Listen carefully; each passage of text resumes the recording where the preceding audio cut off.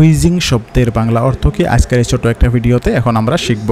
Wheezing শব্দের বাংলা অর্থ হচ্ছে শ্বাসকষ্ট, হাঁপানি, শ্বাস শব্দ, শ্বাসের বেগ বৃদ্ধি পাওয়া এবং শ্বাস নিতে অসুবিধা হওয়া, যা ফুসফুস বা শ্বাসযন্ত্রের কোনো সমস্যা নির্দেশ করে।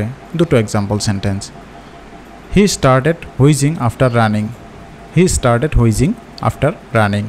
দৌড়ানোর পরে সে হাঁপাতে শুরু করলো। আরেকটা এক্সাম্পল সেন্টেন্স।